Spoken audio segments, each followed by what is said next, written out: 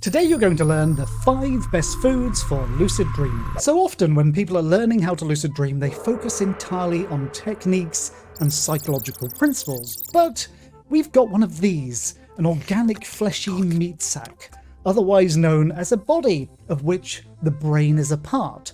And what you eat has a huge influence on your psychology and therefore lucid dreaming. So what can you shove in your flesh bag's face hole to increase your chances of a lucid dream tonight? Number 1, eggs. Eggs are incredibly high in choline, and choline is a precursor to a neurotransmitter called acetylcholine. Now, levels of acetylcholine go absolutely bonkers during REM, and it is vital for memory formation, clear thinking, all the things that are useful for lucid dreaming. If your body is lacking in choline, you're missing out on one of the most important building blocks for acetylcholine. Number 2, fatty fish such as salmon, mackerel and sardines. But why are these fish important for lucid dreaming? Well, basically they contain omega-3 and vitamin B6. Firstly, omega-3 fatty acids, especially DHA, are really important for brain health. They cover many functions in the brain, so you want to make sure you're getting plenty of omega-3. Vitamin B6 is a little bit more proactive. It has multiple effects on sleep. Firstly, it aids in the production of melatonin, so you fall asleep much easier, but studies have shown that people taking vitamin B6 supplements have increased dream recall and more vivid dreams. But you've got to be careful here because excessive levels of vitamin B6 can actually be toxic to the body. Number 3, one of the weirder foods on the list. Stinging nettles. Not something you can normally pick up at the supermarket, but stinging nettles are one of the few plants that contain high levels of something called an acetylcholine esterase inhibitor. Now, most lucid dreaming pills contain artificial acetylcholine esterase inhibitors.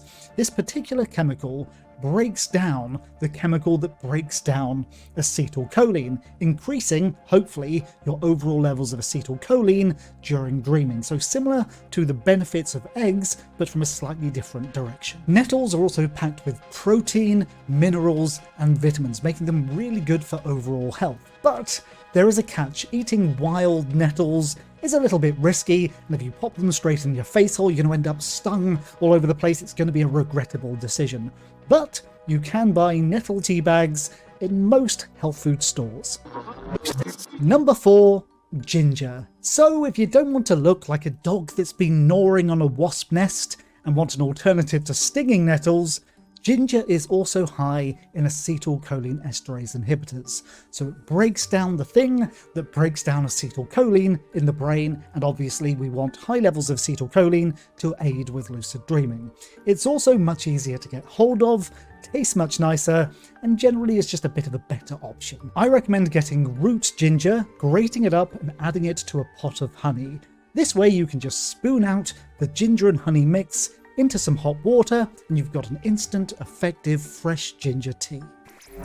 Number 5, sage, rosemary, and thyme. So if you're floating around listening to your Simon and Garfunkel, wearing your tie-dye off to Scarborough Fair, then you're probably going to have a lucid dream, because all 3 of these herbs are also high in acetylcholine esterase inhibitors. But also, all 3 of these herbs have been shown in studies to improve cognitive abilities, especially memory, but also in the reduction of anxiety. So this can lead to easier sleep, but also a higher chance of remembering your dreams, and also remembering that you're dreaming while you're dreaming, aka a lucid dream. And if you want to go all Gordon Ramsay and a bit clever in the kitchen, swearing at your mum and all that malarkey, just sprinkle a bit of rosemary or thyme on your omelette to create the perfect lucid dreaming dish.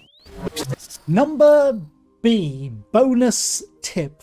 So the most important thing when learning how to lucid dream and thinking about your diet in terms of lucid dreaming is to not go overboard. Now remember, all of these tips in this video come from someone who isn't a trained medical professional and isn't a nutritionist, so never change your diet without speaking to a trained medical professional first. Don't just follow some bloke on the internet's advice regarding these things. But the most important thing is a healthy diet. If you have a healthy diet, you'll have a healthy mind, and then the psychological practices for lucid dreaming become much easier. So obviously there's no magic bullet, no perfect lucid dreaming pill, no perfect lucid dreaming food. You're always going to need to put in the practice. But if you're in the habit of shoving absolute junk into your gob willy-nilly, that's going to have a negative impact on your physical health. Your brain is physical, so therefore your emotional and psychological health is going to suffer. A healthier lifestyle leads to healthier dreams and a higher chance of lucid dreaming. And if you want to learn more about lucid dreaming, watch one of the videos on the screen right now. I'll see you there.